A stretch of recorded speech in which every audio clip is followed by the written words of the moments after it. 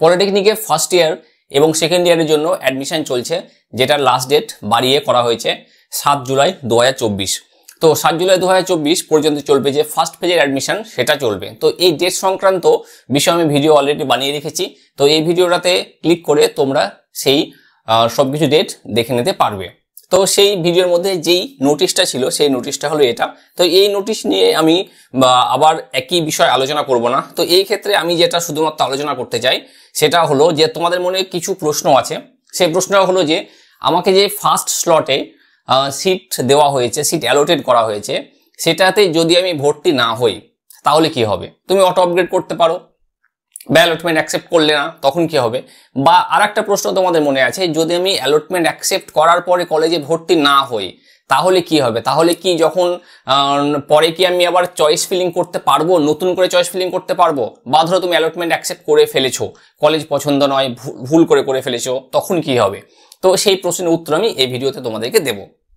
তো দেখো এখানে তোমাদেরকে লেখা আছে এই যে পয়েন্টটা, মানে এই নোটিশটা আমি আগে আলোচনা করেছিলাম। তো এখানে একটা দেখো পয়েন্ট আছে, fresh online choice filling can be done by the applicants of first and second slot 13 to 18 July 2024। তাহলে এখানে দেখো ফার্স্ট স্লট এবং সেকেন্ড স্লটের জন্য দুইবার কিন্তু অ্যাপ্লিকেশন ওপেন করা হয়েছিল পোর্টালটা। তাহলে যারা ফার্স্ট ফেজ কাউন্সিলিং এবং সেকেন্ড ফেজ কাউন্সিলিং এই দুটো তোমরা করতে পারছো, তারা অ্যাপ্লাই করেছিল, ফার্স্ট স্লটে অ্যাপ্লিকেশন করেছিলে। এবার থার্ড ফেজ থেকে যে কাউন্সিলিংটা হবে সেটা কিন্তু ফার্স্ট স্লটে যারা অ্যাপ্লিকেশন করেছিলে এবং সেকেন্ড স্লটে যারা অ্যাপ্লিকেশন করেছিলে প্রত্যেকে কিন্তু সেই থার্ড ফেজের কাউন্সিলিংটা অ্যাটেন্ড করতে পারবে। কিন্তু এই ক্ষেত্রে যারা সেকেন্ড স্লটে অ্যাপ্লিকেশন করেছিল তাদের জন্য থার্ড ফেজের কাউন্সিলিংটা হবে ফার্স্ট কাউন্সিলিং। তো সেই ফার্স্ট কাউন্সিলিং আগে চয়েস ফিলিং অবশ্যই হবে। তো সেই চয়েস ফিলিংয়ে যারা ফার্স্ট স্লটের যারা ক্যান্ডিডেট পড়ে রয়েছে, যারা অ্যালটমেন্ট অ্যাকসেপ্ট করার পরে কলেজে ভর্তি হওনি, তারাও কিন্তু সেই ক্ষেত্রে চয়েস ফিলিংটা করতে পারবে। আর যারা চয়েস ফিলিং করোনি তারাও কিন্তু চয়েস ফিলিং করতে পারবে।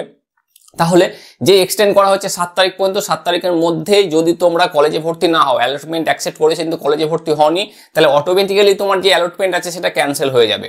এবং তুমি এই যে ক্যাটাগরি আছে, এই যে fresh choice filling can be done by the applicants of first and second slot 13 to 18 July 2024 এই স্লটের মধ্যে পড়ে যাবে।